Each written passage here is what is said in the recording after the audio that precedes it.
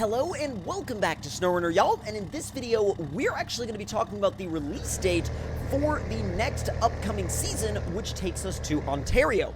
Now, y'all have seen gameplay of this upcoming season on my channel before, including the firefighting sections as well as a lot of the other missions, but what I wanted to walk y'all through in this video was, again, go over the confirmed release date from the developers and also talk about a couple of things that are going on in the SnowRunner community right now. Now, the release date itself is the 28th of February, which as I film this video would be next Tuesday, as I'm filming this on the 21st. Now, with that being said though, make sure you keep your eyes on your particular console's game content store to make sure that you don't miss it when it drops. Now, another thing that I find interesting is, so when I move into talking a little bit more about what's going on in the community of the game, every time, and not even every time, but like the last couple of DLCs in particular, I have seen a lot of comments on particularly like when the developers release an update on, say, their Facebook page, for example. You'll see, for example, like the upcoming DLC, right? They were like, hey, this will be out on the 28th, and a bunch of the comments section was all like I fix the multiplayer, co-op doesn't work, fix the multiplayer, why are you releasing another DLC without fixing the multiplayer? And I didn't realize that now granted, let's just say, yes, this game has always had its share of multiplayer issues, but I've never been able to, apart from like a couple of different times, I've never had an issue on the PC version where it was so bad that I genuinely couldn't play the game. Now, there were a couple of times where it just wouldn't allow me to connect to certain people, and that is particularly frustrating, where it'll let you connect to one friend but not another friend. That is something that I have had to deal with in this game, and it's extremely annoying. But if you're on console, particularly Xbox, because that's a lot of the comments I was seeing where people were saying they were having issues. If you're on Xbox and you've been having catastrophic multiplayer issues, tell me about them in the comments below. I would really like to know more because, I mean, yes, I always see, whenever I see the developers make an announcement about something coming to the game, I mean, yes, there's always going to be a few people that are going to say, hey, well, why don't you fix this? Why do you fix this? It was like 70% of the entire comment section was like, my Xbox multiplayer is broken. It doesn't work. I can't play with my friends. And I was like, oh my God, is it really that much of an issue? And apparently, or supposedly, according to that comment section anyway, Xbox was having some pretty severe multiplayer issues. So again, if you are playing this game on Xbox, let me know in the comments down below what your experience has been like. And if you play on PlayStation as well, let me know if the issues carry over to that or if your multiplayer experience on PlayStation has been a little bit more stable, because I would love to know. Now, as far as what I think you should focus on first, diving into this new DLC, is, as always, make sure you explore the map as much as you can before you take on a lot of the challenges, especially a lot of the challenges that require you to haul water, because there are some paths and trails on this map, or rather on both maps in the Ontario region, that will essentially require you to take roads that look completely fine, and then you'll get halfway down them and you'll realize just about nothing is going to actually make its way down that trail. So there's a lot of exploration that I would recommend doing right off the bat, and explore like the sides of the riverbeds, explore the like back trails that nobody would go down.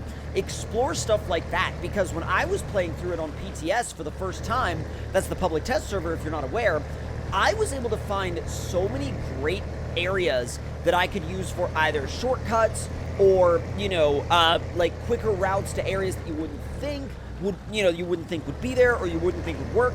I would definitely recommend doing as much exploring as you possibly can early on. Now, if you can't wait to dive into the hauling or the firefighting, more power to you. Go right ahead, go for it. Just make sure that whatever truck you're using has some off-road potential if you're going to jump right into those contracts without first doing some exploration.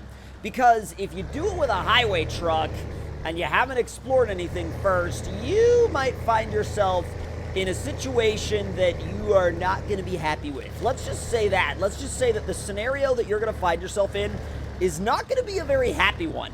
Now, whether or not you use mods in your campaign is like 100% up to you. I do choose to use mods in my campaign fairly often because I find it to be more fun that way. But some people do not like using mods in their campaign, and that's completely understandable, completely fine.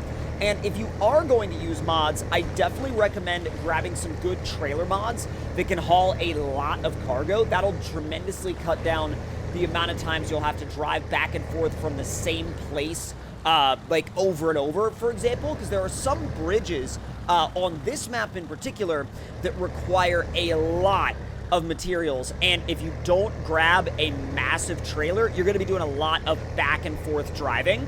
Another truck that I would recommend getting your hands on for this region if you're using mods is the oh my god, how do you actually even pronounce it? It's like the oh, I'm gonna mess this up. The Grulinger, I think? The massive cab over twin steer, that thing. I always get the name wrong. And also, this Ram 3500, a beast on this map. Absolute beast. This thing is a beast on any map. But, I mean, you can set this thing up however the heck you want. You can set it up to be basically like the vanilla F750. You can set it up to be like super over the top. It's completely and totally up to what you put on it in the garage. And I know that bothers some people because some people are like, well, but why should you be giving players the option to, you know, to build an overpowered truck for campaign? And, you know, my answer to that is if it bothers you that much, don't use it. You know, if it bothers you that much, don't use it, and or just use it with the vanilla tune. And if you don't like the fact that other people are using it in their campaigns, or it bothers you that other people are using it in their campaigns, it's their campaign, not yours. So, like, that's kind of where I go when people mention something like that. They're like, oh, well, this shouldn't be allowed. It's not, you know, this, that, and the other. These campaigns are not being scored against each other, right? If you want to go on a super real, like, well, I hesitate to say super realistic because not even the vanilla vehicles are all super realistic, but that's probably going to start a battle in the comments because some people think that the vanilla vehicles are super realistic, whereas others are like, these aren't all that realistic, they're just more balanced to the game. And I'm kind of in the boat that they are more just, they were designed around a specific game balance, but not necessarily designed around realism.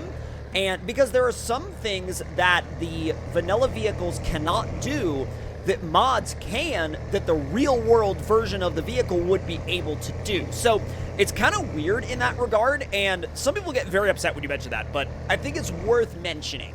Now, another thing that I think is worth talking about is as we go further and further along into the DLC content kind of lifespan of SnowRunner, what themes are y'all most enjoying about it, and what other themes do you think should maybe be kind of left on the editing room floor next time, or rather, you know, like left on the, I don't know, left in the garage next time? What features do you think they could add, and what features do you think they could do without? I personally love the fact that there's pumpkins on this picnic table. Let's see if it lasts if we blow the horn. Well, the pumpkin lasts. The picnic table does not, but the pumpkin does. But yeah, as we go along, I do want to go ahead and just say that I love the ideas that they were trying to go for with Season 9, although, and some other people mentioned this as well, yes, you are, like, you know, fighting fires, but essentially what you're really doing is you're just making water deliveries. You're not actually, like, aiming a fire hose at a fire or something like that, which admittedly would have been super cool. However, I don't know if they didn't do that because it was, you know, going to be too difficult, or they didn't do that because they were like, well, we're going to, like, kind of rebrand what it means to do a fuel haul, and we're going to call it a water haul now, and we're just going to have you haul water from place to place instead of fuel from place to place. It's like, it's one of those things where you're like, I mean, I guess that works, and there's always going to be the, you know, the really cool aspect of the fact that there's a lot of new visual elements to Season 9. My only complaint is that I wish that there was a game mechanic where you actually got to, you know, aim a fire hose at the fires. Like, I feel like that would have added so much. Now, granted, maybe the game engine's not capable of that. I don't know. but it would be really, really, really cool to be able to have something like that where it would kind of add an extra dimension to the game. And not only would it add an extra dimension to it, but it would add like an extra little bit of like, wait a minute, we've never seen this before. We've never seen this added before. We've never seen this done before. And when you add things to a game that, like, especially way later on in the DLC cycle, that the game has never had before, that gets people excited about the game again. And I think that if they were to do something like that, there would be I don't know, I think it would have been a little bit better received if they had potentially added the ability to actually, you know, fight the fires by aiming and, you know, actually spraying a water hose at the problem areas. Let's see how far down into this boat ramp we can back. Not too bad. Not too bad at all. See, now we just need a real boat trailer. That's the other thing, is like, I wish that there was a little bit more of a focus. That Durango disappeared. I wish that there were more of a focus in, like, some of the mods that were maybe a little bit more on the odd side. Like in MudRunner, for example, you had a bunch of odd, strange mods. Like, there were boat trailers, there were boats, there were people experimenting with all sorts of odd things. But, like, in SnowRunner, it's weird. Like, a lot of people seem to just make, you know, trucks, and that's kind of it, apart from some mod creators for sure. But a lot of people seem to just make trucks, and there's nothing wrong with that. It's just interesting because it makes you wonder why there seems to be less experimentation in SnowRunner mods than there was in MudRunner mods. But if y'all enjoyed this video, make sure to let me know your thoughts and opinions in the comments below. Hit the like button if you enjoyed, subscribe if you're new, and I will see y'all next time.